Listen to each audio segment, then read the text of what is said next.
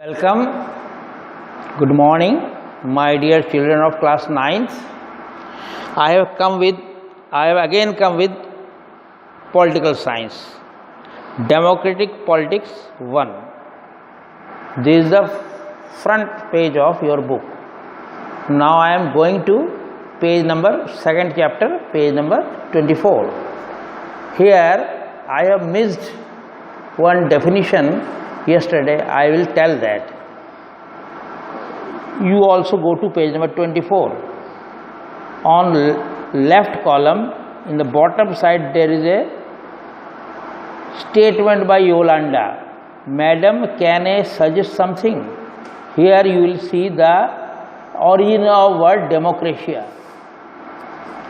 Democracy word कहाँ से आया उसके बारे में आपको जानकारी मिलेगी. तो डेमोक्रेसी आया, एक ग्रीक वर्ड डेमोक्रेशिया है, उससे आया. We don't need to look for any definition. I read somewhere that the word democracy comes from a Greek word डेमोक्रेशिया.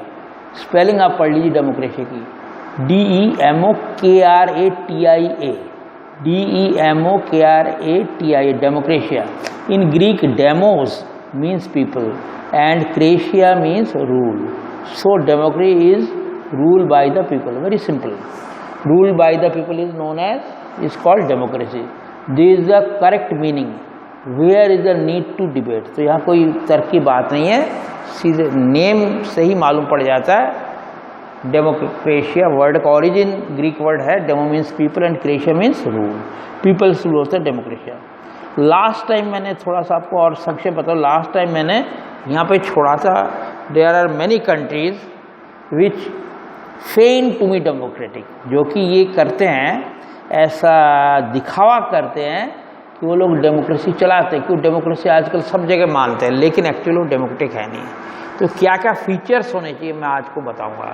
What should be, क्या खास बातें डेमोक्रेसी में होनी चाहिए, वो डेमोक्रेसी में मतलब किन खास बातों का ध्यान रखना चाहिए, तो ताकि हम उनको पकड़ सकें जो गलत अपने आप को डेमोक्रेटिक कहते हैं. बहुत से countries they tell them that they are democratic, लेकिन हम उसको अच्छी तरह से पकड़ सकते हैं कि वो डेमोक्रेसी वाकई वहाँ है या नहीं. वहाँ की हिस्ट्री देख के, वहाँ का तौर तरीका देख के, वहाँ का सिस्टम देख के हम पकड़ सकते हैं वहाँ डेमोक्रेसी है कि नहीं. एक पॉलिटिकल साइंस के बच्चे को जो इनिशिएट पढ़ रहा है शुरू में, जो इनिशियल स्टेज पे है, उसको ये जानना बहुत ज़रूरी होती है फीचर्स क्या होने चाहिए डेमोक्रेसी के. कुछ उदाहरण द्वारा प्रस्तुत किया गया है, बड़ा इंटरेस्टिंग लगेगा आपको. If you come to now page number 26, यहाँ पढ़ेंगे फीचर्स ऑफ डेमोक्रेसी. कुछ एग्जाम्पल दे के बताएगा बड़े अच्छे ढंग से कि डेमोक्रेसी के क्या फीचर्स होने चाहिए, क्या खास बातें होनी चाहिए डेमोक्रेटिक कहलाने के लिए. We have started with a simple definition that democracy is a form of government in which the rulers are elected by the people. तो यही डेफिनेशन है, अच्छा डेफिनेशन है, बहुत सिंपल डेफिनेशन है कि डेमोक्रेसी एक ऐसा गवर्नमेंट का एक रूप है, ऐसा गवर्नेंस का रूप है जिसके जो शासन करने वाले हैं वो वहाँ के लोगों द्वारा ही चुने जाते हैं. इलेक्टेड मीन्स चुने जाते हैं. तो शासनकर्ता, जो शासन करने वाले लोग हैं, वो इलेक्ट कौन करते हैं? वहाँ की जनता करती है, वहाँ के लोग करते हैं, वहाँ के पीपल करते हैं. This raises many question. इससे कुछ और बातें खड़ी हो गई हैं. जैसे 4 बातें बताई गई है. पहली बात, who are the rulers in this definition. ये रूलर्स के हिस्सा, इसके हिसाब रूलर्स कौन कहलाएंगे? जो शासन करता है वो किसको हम शासनकर्ता बोलेंगे? पहली बात ये. Which officials must be elected for any government to be called a democracy. किन किन ऑफिशियल्स के को चुनना पड़ेगा आपको ताकि वो डेमोक्रेटिक कहलाएंगे. गवर्नमेंट को डेमोक्रेटिक कहने के लिए किन किन ऑफिशियल्स को चुनना पड़ेगा. और विच डिसीजन में be taken by non elected official in a democracy. देखिए डेमोक्रेसी में सब होते हैं, नॉन ऑफिशियल भी हो सकते हैं, ऑफिशियल भी हो सकते हैं. तो नॉन इलेक्टेड ऑफिशियल्स जो कि इलेक्शन द्वारा नहीं आए, उनके पास क्या डिसीजन लेंगे जो कि नॉन इलेक्टेड. ये बहुत इंपॉर्टेंट बात है, इलेक्टेड एंड नॉन इलेक्टेड. जो पीपल के द्वारा इलेक्ट नहीं हुए वो क्या मतलब डिसीजन ले सकते हैं, उनका भी दायरा क्या है, और इलेक्टेड ऑफिशियल्स का क्या दायरा है, एक तो ये देखना पड़ेगा, रूलर्स कौन है इसके हिसाब से। Next, what kind of election constitutes a democratic election. तो आपको जैसे मालूम है डेमोक्रेटिक इलेक्शंस में पार्टीज होती हैं, उनके बीच में इलेक्शन होता है, चुनाव होते हैं, तो वही बात है, मतलब किस तरह का इलेक्शन से डेमोक्रेसी बनती है। इलेक्शन भी कई तरीके हो सकता है, पार्टीज़ का इलेक्शन है या कुछ दूसरे तरह का इलेक्शन। तो डेमोक्रेसी कहना है कि क्या होना चाहिए क्राइटेरिया, किस तरह के इलेक्शंस होना चाहिए। What condition must be fulfilled for an election to be considered democratic. तो क्या मिनिमम कंडीशन होनी चाहिए इलेक्शन में। इलेक्शन तो कैसे भी करा लो, लेकिन वाकई वो जनता उसमें पार्टिसिपेट कर रही है, पार्टीज या जो भी है वो क्या है, वाकई कुछ उसके अंदर दम है कि नहीं, पार्टीज के अंदर किस तरह के इलेक्शंस हो रहे हैं। कई बार दिखावे के लिए इलेक्शन कर दिया जाता है, या वह एग्जाम्पल देखेंगे वाकई वो डेमोक्रेटिक है नहीं। एक तो ये भी है, तो किस तरह के इलेक्शंस होते हैं उसका, तो दो हो गए आपको, किस तरह के रूलर्स होते हैं और किस तरह के इलेक्शंस होते हैं। Third, who are the people who can elect the rulers और गेट इलेक्टेड एज रूलर्स। तो कौन लोग हैं जो कि अपने रूलर्स को, अपने जो शासन करते हैं उनको इलेक्ट करते हैं, चुनाव करते हैं, और वो रूलर्स कौन हैं जो कि रूलर्स कहलाते हैं, जो कि जिनका चुनाव रूलर्स के रूप में होता है। वो करते क्या है, वो होते कौन है, कैसे आते हैं वो रूलर्स के द्वारा। Should this include every citizen on equal basis. क्या वो सब बराबर वोटिंग राइट होता है, हर जो भी सिटीजन हो है यहाँ का, क्या उसका वोट देने का अधिकार, वोटिंग राइट बोलते हैं इसको, इलेक्शन में भाग लेने का अधिकार है। वोटिंग राइट मतलब डेमोक्रेटिक प्रोसेस में इलेक्शन बहुत ज़रूरी है, वो भी जनता का भाग लेना। क्या सब सिटीजन में भाग ले सकते हैं वहाँ के जो नागरिक हैं। Can a democracy deny some citizens this right. क्या किसी को वोट देने का अधिकार ना भी हो, ये भी तो हो सकता है कुछ सिटीजन्स को वो अधिकार नहीं प्राप्त हो वोट देने का, इस इलेक्शन में शामिल होने का। तो ये सब सवाल उठता है। Finally, what kind of A form of government is democracy. तो किस तरह की फॉर्म है डेमोक्रेसी के, गवर्नमेंट का रूप कैसा होना चाहिए, ये भी बहुत इंपॉर्टेंट है। जो तैयार हुआ उसका रूप कैसा होगा डेमोक्रेसी का। Can elected rulers do what ever they want in a democracy. तो सबसे बड़ा सवाल है, अगर डेमोक्रेटिक गवर्नमेंट भी हुई, क्या वो जो मर्जी वही कर सकते हैं, चाहे क्यों ना हो लोगों द्वारा चुने गए रूलर्स, क्या वो सब करते हैं, कर सकते हैं। क्या उनको अनलिमिटेड पावर्स होनी चाहिए, जो मर्जी करें। और must a democratic government function with some limits, या उनको कुछ लिमिट होनी चाहिए। ये सारे प्रश्नों का जवाब देना पड़ेगा। क्या उनकी कुछ लिमिट भी होनी चाहिए, या जैसा मर्जी वो डिसीजन ले सकते हैं। Is it necessary for a democracy to respect some rights of the citizen. क्या डेमोक्रेसी में ये भी ज़रूरी है कुछ सिटीजन्स को राइट प्रदान किए जाए और उसको रेस्पेक्ट की जाए, और उसकी राइट्स की पूरी उनको ध्यान रखा जाए कि हाँ सिटीजन्स को भी राइट्स होने चाहिए, तो पूरा ख्याल रखा जाना चाहिए। एक डेमोक्रेटिक कंट्रीज़ में सही ढंग का जहाँ डेमोक्रेसी है, तो ये देखा जाता है ये सब चीज़ें फुलफिल कर रही है कि नहीं। Let us consider each of this question with the help of some example. बहुत बड़ी एग्जाम्पल्स दे गए हैं। तो पहला एग्जाम्पल जो दे रहे हैं उससे आपको मालूम पड़ेगा इन पॉइंट्स को और अच्छी तरह समझ में आएगा। पहला point, major decisions by elected leaders. जो बड़े डिसीजन जो होते हैं वो इलेक्टेड लीडर्स ही ले सकते हैं। देश में बड़े डिसीजन लेने पड़ते हैं, जैसे कोरोना वाला डिसीजन है, अभी कोविड-19 का चल रहा है, वो डिसीजन, इकोनॉमिक डिसीजंस वो कौन लेते हैं, इलेक्टेड लीडर्स ले सकते हैं। ठीक है, कौन ले सकते हैं, ये भी बात है इसके अंदर। मेजर डिसीजन बहुत तरह के होते हैं जिसके देश की अर्थव्यवस्था, देश की इकोनॉमी, देश की जिसके अंदर कहते हैं सिक्योरिटी, डिफेंस, इनका डिसीजन कौन लेगा। ठीक है, तो मेजर डिसीजन वो इलेक्टेड लीडर्स ही ले सकते हैं, जो यहाँ के लीडर हैं, जो नेता लोग हैं, जो चुन के गए वही ले सकते हैं। अब देखिए यहाँ पे एक एग्जांपल दिया है इन पाकिस्तान की बात है, 1999 की बात है। जनरल परवेज़ मुशर्रफ थे, आपने सुना भी होगा, he was army general, army के थे। लेड ए मिलिट्री कूप इन अक्टूबर 1999 में उन्होंने एक मिलिट्री कूप किया, तख्ता पलट कर दिया। वहाँ डेमोक्रेटिक गवर्नमेंट थी, उन्होंने तख्ता पलट किया, उसको गिरा दिया गवर्नमेंट को, क्योंकि मिलिट्री के अंदर ताकत तो होती है, तो उसने पूरा कब्जा कर लिया। और उसके जो थे वो अपने आप को प्रेसिडेंट कहलाए, बाद में उनको कहते जनरल थे वो आर्मी के, उनका नाम था परवेज़ मुशर्रफ। और डेमोक्रेटिक इलेक्टेड गवर्नमेंट को उन्होंने टॉपल कर दिया था, मतलब गिरा दिया था, और खुद बन बैठे पूरे एकमात्र शहनशाह, जो कि डिक्टेटर कहलाएंगे हिसाब से। He overthrew a democratically elected government and declared himself the chief executive of the country. तो अपने आप को chief executive of the country, सर्वे सर्वा, सबसे बड़ा हेड, ये पाकिस्तान की बात है 1999 की। तो जनरल परवेज़ मुशर्रफ ने अपने आप को डिक्लेयर कर दिया कि मैं ही सर्वे सर्वा हूँ, सब कुछ मैं ही हूँ, ये उसने डिक्लेयर कर दिया। लेटर बाद में जब बाहर का प्रेशर पड़ा, लोगों ने बोला ऐसा तुमने कैसे कर दिया। Later he change his designation to president.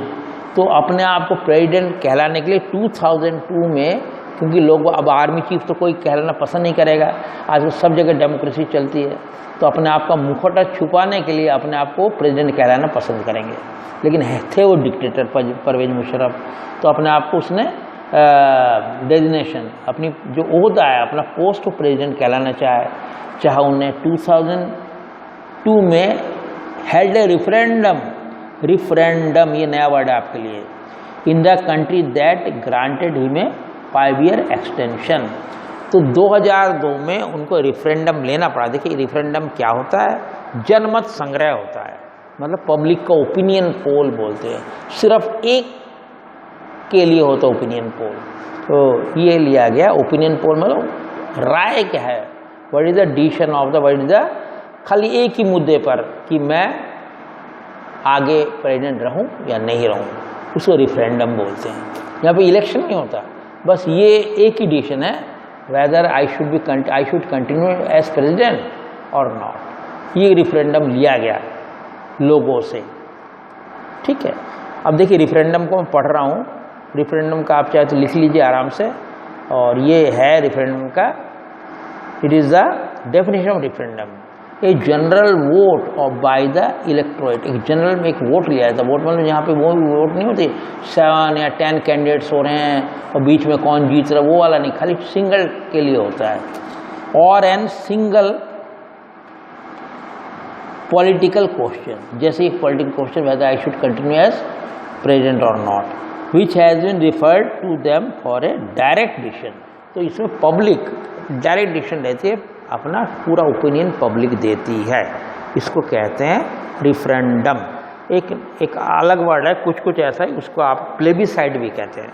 तो आप देख सकते हैं plebiscite, PLEBICITE, plebiscite is also a form of referendum. ये एक ही बात के लिए लोग बाग लेते हैं, एक ही डिसीजन, यस और नो, इस टाइप का होता है, whether I will continue as president और नॉट। ये आपको उसने 5 साल के लिए रेफरेंडम मांगा पब्लिक से, थोड़ा बहुत उसका एक मुखौटा पहनाने के लिए कि हाँ मैं पब्लिक से आया हुआ हूँ, तो उसने वो रेफरेंडम मांगा परवेज़ मुशर्रफ ने। Pakistani media, human rights organisations and democracy activist said that the referendum was based on malpractice and fraud. बाद में बहुत ज़बरदस्त इसकी मुखालिफत हुई, मीडिया ने बोला, और यहाँ तक जो एक्टिविस्ट है, डेमोक्रेटिक एक्टिविस्ट बोले बिल्कुल धोखा है रेफरेंडम, बहुत ही ज़्यादा उसके अंदर मैल प्रैक्टिस हुई है, धोखाधड़ी हुई है, रेफरेंडम भी ठीक है, बहुत ही उल्टा पुल्टा उनने कराया, उल्टा पुल्टा काम हुए, सही ढंग से काम नहीं हुआ, रेफरेंडम उसका मतलब ठीक नहीं है। तो ये रेफरेंडम पे कोई बिल्कुल उसके ऊपर विश्वास नहीं है, क्या जब बिल्कुल कहते हैं ना बिल्कुल फर्जी रेफरेंडम लिया गया है। तो इसने बहुत धांधली की गई परवेज़ मुशर्रफ द्वारा, सब लोगों को लगा देगा, वाकई पीपल रेफरेंडम है ही नहीं, जबरदस्ती का करवा लिया उसने। In August 2002 he issued a legal framework order that amended the constitution of Pakistan. तो उसने एक लीगल फ्रेमवर्क कर दिया, जैसे आप डिक्टेटर होते हो ऐसा ही उन्होंने किया परवेज़ ने, और उसने कॉन्स्टिट्यूशन में, पाकिस्तान के जो कॉन्स्टिट्यूशन है उसमें अमेंड कर दिया, उसमें सुधार कर दिया अकॉर्डिंग टू दिस ऑर्डर। इस ऑर्डर के अनुसार, ऑर्डर दे के सुधार किया गया, इस ऑर्डर के अनुसार the president can dismiss the national and political assemblies, मतलब जब मर्जी जो इलेक्टेड जो है आपका असेंबलीज नेशनल लेवल पे और स्टेट लेवल पे उनको डिसमिस कर सकता है, उनको भंग कर सकता है। एक ढंग से सुपर पावर हो गए, जो मर्जी कर सकता है, जो इलेक्टेड जो है बॉडीज है उसको वो भंग कर सकता है, ऐसा उसने पावर ले ली ऑर्डर के द्वारा।